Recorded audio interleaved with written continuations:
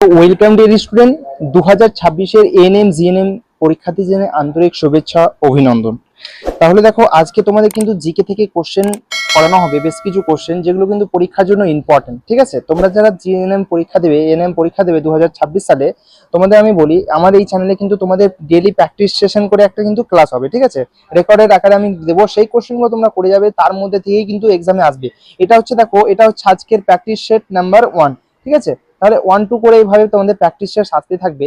তোমাদের আমি এইভাবে কভার করবো, তোমাদের ইতিহাস, ভূগোল, তারপর তোমাদের জেনারেল অ্যাওয়ারনেস, যেগুলো তোমার কারেন্ট অ্যাফেয়ার্স, এই আমি এই সিকোয়েন্সে তোমাদের আমি কিন্তু জিকে আমি করিয়ে দেবো। ঠিক আছে, তো তোমরা কিন্তু অবশ্যই প্রত্যেকটা ভিডিও দেখবে। ঠিক আছে, এবং তোমরা যদি চ্যানেল নতুন হয়ে থাকো অবশ্যই চ্যানেলকে সাবস্ক্রাইব করে দেবে। এবং তোমরা যদি আরো বেশি বেশি কোশ্চেন প্র্যাকটিস করতে চাও, তাহলে দেখো ডিসক্রিপশনে হোয়াটসঅ্যাপ গ্রুপের লিঙ্ক দেওয়া আছে, সেখানে গিয়ে কিন্তু তোমরা জয়েন হয়ে যাবে। ঠিক আছে, সেখানে জয়েন হলে কিন্তু অবশ্যই তোমাদের সেখানে অনেকগুলো কোশ্চেন কিন্তু প্র্যাকটিস করতে পারবে। ঠিক আছে, এবং তোমরা কিন্তু অবশ্যই সাবস্ক্রাইব করতে ভুলবে না, এবং ক্লাসটা ভালো লেগে থাকলে একটা কিন্তু লাইক কিন্তু অবশ্যই করে দেবে। চলো তাহলে আজকের ক্লাস শুরু করা যাক। প্রথম কোশ্চেন দেখো, বিনয় বাদল দীনেশ কত খ্রিস্টাব্দে রাইটার্স বিল্ডিং দখল করেন? তাহলে মনে রাখবে, বিনয় বাদল দীনেশ 1930 সালে 8ই ডিসেম্বর, ঠিক আছে, 8ই ডিসেম্বর তোমার রাইটার্স বিল্ডিং দখল করেন। ঠিক আছে, রাইটার্স বিল্ডিং দখল করেন। তাদের মূল লক্ষ্য কি ছিল? এদের মূল লক্ষ্য ছিল British police officer colonel S N. Sampson কে হত্যা করা। ঠিক আছে, তাদের মূল লক্ষ্য ছিল এই রাইটার্স বিল্ডিং দখল করার মূল উদ্দেশ্য, মানে মূল লক্ষ্য ছিল যে তোমার কর্নেল এন.এস. সিম্পন্সকে হত্যা করা। ঠিক আছে, এই এন.এস. সিম্পন কে ছিলেন? তিনি ছিলেন একজন ইন্সপেক্টর জেনারেল। ঠিক আছে, তাকে হত্যা করাই ছিল তার মূল উদ্দেশ্য। তাহলে তোমরা মনে রাখবে, বিনয় বাদল দীনেশ কত সালে রাইটার্স বিল্ডিং দখল করেন? 1930। তাহলে option C is correct answer. Next question, 1929 সালে মুসলিম লীগের বার্ষিক অধিবেশনে মোহাম্মদ আলী জিন্নাহ মুসলিমদের স্বার্থে কত দফা দাবি পেশ করেন? তাহলে দেখো, 1929 সালে অল ইন্ডিয়া মুসলিম লীগের বার্ষিক অধিবেশনে মোহাম্মদ আলী জিন্নাহ মুসলিমদের রাজনৈতিক অধিকার ও স্বার্থ রক্ষার জন্য তোমার 14 দফা, ঠিক আছে, 14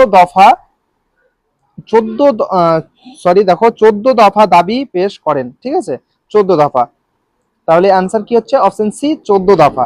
এই দফায় কি ছিল? এই দফায় দেখো, মূলত নেহরুর যে রিপোর্ট, বিরোধিতার জবাব, এবং নেহরুর রিপোর্টে মুসলিমদের অনেক দাবি উপেক্ষা করা হয়েছিল বলে জিন্নাহ মনে করেছিলেন। ঠিক আছে, তাহলে এই দফায় এটা বলেছে। তাহলে এই দফার 14 দফার উদ্দেশ্য কি? এই 14 দফা যে পেশ করেছিল, এই দফার মূল উদ্দেশ্য হলো তোমার মুসলিমদের পৃথক নির্বাচনের অধিকার বজায় রাখা। ঠিক আছে, এটা একটা মূল উদ্দেশ্য। তারপরে সেকেন্ড আছে তোমার প্রদেশ, যে প্রদেশগুলো ছিল অধিক স্বায়ত্ত শাসন দেওয়া। ঠিক আছে, স্বায়ত্ত শাসন দেওয়া, এটাও কিন্তু একটা লক্ষ্য ছিল। এবং আরেকটা লক্ষ্য ছিল তোমার কেন্দ্রীয় আইনসভায় মুসলিম প্রতিনিধিত্ব নিশ্চিত করা। ঠিক আছে, মুসলিম প্রতিনিধিত্ব নিশ্চিত করা এবং সংখ্যালঘুদের অধিকার রক্ষা করা। এইগুলোই ছিল তোমার 14 দফার মূল উদ্দেশ্য। তাহলে মনে রাখবে। চলো নেক্সট কোশ্চেন, দিল্লির কোন সুলতান আধুনা, ঠিক আছে, কোন সুলতান আধুনা কাগজের, দেখো আধুনিক হবে মনে হয়তো, কাগজের নোটের মতো টোকেন মুদ্রার প্রচলন করেছিলেন? ঠিক আছে, তাহলে এর অ্যান্সার হবে তোমার Mohammad bin Tughlaq. Option B is correct answer. ঠিক আছে, যাই হোক, এটা মিস্টেক হয়েছে করতে। তাহলে দিল্লির মোহাম্মদ বিন তুগলক। ঠিক আছে, option B is correct answer. তাহলে অ্যান্সার। চলো নেক্সট কোশ্চেন, কার রাজত্বকালে ভারতীয় উপমহাদেশের সবচেয়ে বড় আদিনা মসজিদ নির্মাণ করা হয়েছিল? তাহলে দেখো, সিকেন্দার শাহ আদিনা মসজিদটা, এটা দেখো ভারতের অন্যতম একটা বৃহত্তম এবং ঐতিহাসিক মসজিদ। ঠিক আছে, এটা কার অধীনে তৈরি করা হয়েছিল? সিকান্দার শাহ। ঠিক আছে, সিকান্দার শাহ। এটা কোথায় অবস্থিত? এই আদিনা মসজিদটা হচ্ছে তোমার পশ্চিমবঙ্গের মালদা জেলার, ঠিক আছে, পন্ডুয়ায় অবস্থিত। তোমরা যারা মালদা থেকে আছো, তোমরা অবশ্যই দেখেছো যে আদিনা মসজিদটা আছে তোমার পশ্চিমবঙ্গের মালদায়। ঠিক আছে, পন্ডুয়ায় অবস্থিত আছে। ঠিক আছে, এবং এই মসজিদের বৈশিষ্ট্য কি? এই মসজিদের বৈশিষ্ট্য হলো তোমার একটা ভারতীয় উপমহাদেশের সবচেয়ে বড় মসজিদ ছিল, এবং মসজিদটির স্থাপত্য আরবি, ফারাসি এবং বাংলা শিল্পরীতির মিশ্রণে কিন্তু দেখা যায়। ঠিক আছে, সব রকমই দেখা যায়। তোমরা গিয়ে দেখবে, যাদের বাড়ি মালদা আছে, তোমরা কমেন্ট সেকশনে বলবে কাদের কারা মালদা থেকে ভিডিওটা দেখছো। ঠিক আছে, অবশ্যই কমেন্ট সেকশনে বলবে। তাহলে এর আনসার হচ্ছে অপশন এ। নেক্সট কোশ্চেন, আমি তোমাদের বলছি তোমরা শুধু আমার যে ক্লাসগুলো হচ্ছে সেগুলো করো, জিকে এর মধ্যে থেকে কিন্তু আসবে, ঠিক আছে, কিছুই ছুটবে না, দেখবে তোমার কনফিডেন্স কিন্তু একদম গেইন হয়ে যাবে, ঠিক আছে, তার জন্য তোমার ক্লাসগুলো করতে হবে এবং মনে রাখার চেষ্টা করবে। চলো নেক্সট কোশ্চেন দেখো, কোন লিপিতে সম্রাট অশোকের শিলা রচিত হয়েছিল, ঠিক আছে, তাহলে কোন লিপিতে, তাহলে অ্যান্সার হবে তোমার ব্রাহ্মী, ব্রাহ্মী লিপিতে সম্রাট অশোকের শিলা রচিত হয়েছিল। নেক্সট কোশ্চেন, মৌর্য সাম্রাজ্যের পতনের পর নিম্নলিখিত কোন বংশ মগধ শাসন করেছিল, ঠিক আছে, মৌর্য বংশ পতনের পর কোন বংশ মগধ শাসন করেছিল, তাহলে অ্যান্সার হবে তোমার শুঙ্গ বংশ, ঠিক আছে, শুঙ্গ বংশ। যে দেখো মৌর্য এম্পায়ারের পরে কিন্তু শুঙ্গ ডেস্টিনিসি অর্থাৎ রাজ করেছিল, ঠিক আছে, তারা কিন্তু মগধ শাসন করেছিল। চলো নেক্সট কোশ্চেন, নেক্সট কোশ্চেন দেখো, জয়দেব কোন রাজার রাজসভায় পঞ্চতন্ত্রের একজন রত্ন ছিলেন, ঠিক আছে, পঞ্চতন্ত্রের রত্ন ছিলেন, তাহলে দেখো পঞ্চরত্নের রত্ন ছিলেন, তাহলে এর অ্যান্সার হবে তোমার লক্ষণ সেন, ঠিক আছে, লক্ষণ সেন। জয়দেব ছিলেন একজন বিখ্যাত সংস্কৃত কবি এবং গীতা গোবিন্দম কবি। দেখো এই জয়দেবী কিন্তু গীতা গীতা গোবিন্দা গীতা গোবিন্দা এই বইটা কিন্তু লিখেছে, ঠিক আছে, কাব্যের রচয়িতা, ঠিক আছে, রচয়িতা রচয়িতা, তাহলে তোমরা কিন্তু মনে রাখবে, ঠিক আছে, রচয়িতা রচয়িতা। আচ্ছা পঞ্চতন্ত্র, এখানে দেখো পঞ্চতন্ত্র মানে কি, পঞ্চতন্ত্র মানে বলতে বোঝায় কি, রাজসভায় উপস্থিত পাঁচজন যে বিশিষ্ট পণ্ডিত বা জ্ঞানী ব্যক্তিকে কিন্তু বোঝায়, একত্রে বলে পঞ্চরত্ন, ঠিক আছে। এই লক্ষণ সেন কিন্তু এই সবারই সাহিত্য ও তোমার সংস্কৃত চর্চার কিন্তু জন্য বিখ্যাত ছিল, ঠিক আছে, তাদের মধ্যে একজন সদস্য হলো তোমার লক্ষণ সেন, তাহলে অ্যান্সার হচ্ছে অপশন ডি।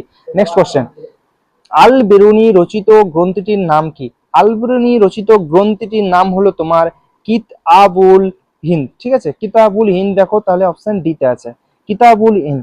আল বেরুনি কে ছিল, একজন বিখ্যাত পারস্যের পণ্ডিত, গণিতজ্ঞ, জ্যোতিষী বিজ্ঞানী এবং ইতিহাসবিদ আল বেরুনি ছিল, তাহলে তার গ্রন্থটির নাম কি, তার গ্রন্থটির নাম হলো তোমার কিতাবুল হিন্দ, ঠিক আছে, option D is correct answer. Next question, আকবরের দ্বিতীয় রাজধানী কোথায় ছিল, আকবরের দ্বিতীয় রাজধানী ছিল তোমার ফতেপুর সিকরি, ঠিক আছে, আকবরের দ্বিতীয় রাজধানী ছিল তোমার ফতেপুর সিকরি। দেখো আকবর প্রথম রাজধানী করেছিল তোমার কোথায়, আগ্রাকে প্রথম রাজধানী করেছিল, কিন্তু তারপরে তোমার ফতেপুর সিকরিকে কিন্তু রাজধানী কনভার্ট করে দ্বিতীয় রাজধানী, তাহলে অ্যান্সার কি হচ্ছে option B is correct. Next question, স্বাধীনতার সময় ভারতের জাতীয় কংগ্রেসের সভাপতি কে ছিলেন, তাহলে ভারতের স্বাধীনতার সময় ভারতের স্বাধীনতার সরি ভারতের জাতীয় স্বাধীনতার সময় ভারতের জাতীয় কংগ্রেসের সভাপতি ছিলেন তোমার জে বি কৃপালিনী, ঠিক আছে, জে বি কৃপালিনী ছিলেন তোমার কি সভাপতি। এটা কত সালে দেখো, 1947 সালে জেপি ছিলেন ভারতের স্বাধীনতা হওয়ার সময়, অর্থাৎ 1947 সালে জে বি কৃপালিনী ছিলেন ইন্ডিয়ান ন্যাশনাল কংগ্রেসের সভাপতি, ঠিক আছে। আর তিনি কত সালে নির্বাচিত হন, তিনি 1946 সালে কংগ্রেসের সভাপতি হিসেবে নির্বাচিত হন এবং স্বাধীনতার সময় সে পদে মানে সেই পদে কিন্তু ছিলেন, ঠিক আছে। তিনি সিলেক্ট কত সালে হন, 1946 সালে, কিন্তু আমাদের দেশ স্বাধীন কত হয়েছে 1947 সালে 15 আগস্ট, কিন্তু তিনি হয়েছিলেন তোমার সভাপতিত্ব ছিলেন 1946 ঠিক আছে। কিন্তু সেই যখন 1947 সালে আমাদের দেশ স্বাধীন হলো তখনও কিন্তু সে জাতীয় কংগ্রেসের সভাপতি ছিলেন, ঠিক আছে, জে বি কৃপালিনী, মনে রাখবে, answer A is correct answer, ঠিক আছে। চলো নেক্সট কোশ্চেন, নেক্সট কোশ্চেন দেখো, মুসলিম লীগের প্রতিষ্ঠাতাকে, এই কোশ্চেনগুলো কিন্তু ভেরি ভেরি ইম্পর্টেন্ট। মুসলিম লীগ কত সালে প্রতিষ্ঠিত হয় এবং এর প্রতিষ্ঠাতাকে, মুসলিম লীগ 1906 সালে, ঠিক আছে, 1906 সালে প্রতিষ্ঠিত হয় এবং এটি প্রতিষ্ঠা করেন তোমার সলিমুল্লাহ, ঠিক আছে, সলিমুল্লাহ কিন্তু এর প্রতিষ্ঠাতা, ঠিক আছে, সলিমুল্লাহ অপশন বি তে আছে, 1906 সালে সলিমুল্লাহ এই লীগের প্রতিষ্ঠাতা করেন, ঠিক আছে, মনে রাখবে। মনে রাখবে। আর এই মুসলিম লীগটা যে প্রতিষ্ঠাতা করেছিলেন এর মেন উদ্দেশ্য কি ছিল, এই লীগটা যে প্রতিষ্ঠাতা করলেন এই লীগের মধ্যে প্রথম অর্থাৎ উদ্দেশ্যগুলি ছিল তোমার ভারতীয় মুসলমানদের রাজনৈতিক অধিকার রক্ষা করা, মুসলমানদের রাজনৈতিক অধিকার রক্ষা করবে এবং ব্রিটিশ সরকারের কাছে যে মুসলিমদের দাবি সেগুলোকে তুলে ধরবে এবং মুসলিম সমাজের স্বার্থ রক্ষা করবে। ঠিক আছে, এগুলোই ছিল তার তোমার গুরুত্ব। ঠিক আছে, এবং দেখো এর প্রতিষ্ঠা স্থান এটা কোথায়, দেখো আগে তো তোমার যখন ভাগ হয়নি 1906, তার মানে কি আমাদের দেশ তখন স্বাধীন হয়নি, তখন বাংলাদেশ পাকিস্তান সব ইন্ডিয়া সব একত্রিত ছিল। ঠিক আছে, তাহলে এর প্রতিষ্ঠাতা হয়েছিল বর্তমান যুগে যদি আমি বলতে যাই তাহলে এর প্রতিষ্ঠাতা হয়েছিল তোমার ঢাকা শহরে। ঠিক আছে, ঢাকাতে, ঢাকা অর্থাৎ এখন আমরা বাংলাদেশ। ঠিক আছে, বাংলাদেশের কথা বলছি। তাহলে এটা 1906 সালে তোমার প্রতিষ্ঠিত করেন কে, সলিমুল্লাহ ঢাকা শহরে। ঠিক আছে, মনে রাখবে। পরে কিন্তু মোহাম্মদ আলী জিন্নাহ মুসলিম লীগের কিন্তু প্রধান নেতা হন এবং পাকিস্তান আন্দোলনে কিন্তু নেতৃত্ব দিয়েছিলেন। ঠিক আছে, মোহাম্মদ আলী জিন্নাহ। চলো নেক্সট কোশ্চেন, মাতঙ্গিনী হাজরা কোন আন্দোলনে সক্রিয় অংশগ্রহণ করেছিলেন? ঠিক আছে, তাহলে দেখো মাতঙ্গিনী হাজরা কিন্তু 1900, দেখো মাতঙ্গিনী হাজরা কিন্তু অর্থাৎ ভারত ছাড়ো আন্দোলনে কিন্তু অংশগ্রহণ করেছিলেন। অর্থাৎ কত সালে, 1942 সালে যে ভারত ছাড়ো আন্দোলন হয়েছিলেন সেখানে কিন্তু একদম সক্রিয় অংশগ্রহণ করেছিলেন মাতঙ্গিনী হাজরা। ঠিক আছে, মাতঙ্গিনী হাজরা, তিনি মাতঙ্গিনী হাজরা, দেখো মাতঙ্গিনী হাজরা ব্যাপারে যদি আমরা কিছু একটু ইম্পর্টেন্ট কিছু বলতে চাই তাহলে মাতঙ্গিনী হাজরা কোথাকার ছিলেন, পশ্চিমবঙ্গের তমলুক অঞ্চলের বাসিন্দা কিন্তু ছিলেন মাতঙ্গিনী হাজরা। ঠিক আছে, তাকে কিন্তু তোমার মাতঙ্গিনী হাজরাকে কিন্তু দেখো এই যে মাতঙ্গিনী হাজরা তাকে কিন্তু বলা হয় তোমার গান্ধী বুড়ি। ঠিক আছে, এটাও তোমাদের জিকে কোশ্চেন আসতে পারে। ঠিক আছে, গান্ধী বুড়ি, মাতঙ্গিনী হাজরিকা বলা হয় তোমার গান্ধী বুড়ি, এটাও কিন্তু তোমাদের জিকে কোশ্চেনে কিন্তু আসতে পারে। ঠিক আছে, তাহলে এটাও তোমরা কিন্তু মনে রাখবে।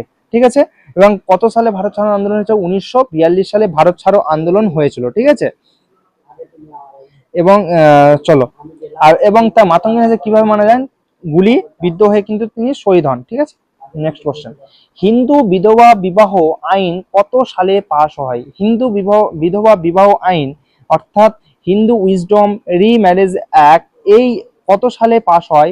এটা পাশ হয় তোমার 1856 সালে। ঠিক আছে, 1856 সালে পাস হয়। তাহলে দেখো 1856 সালে। ঠিক আছে, তাহলে option B is correct answer.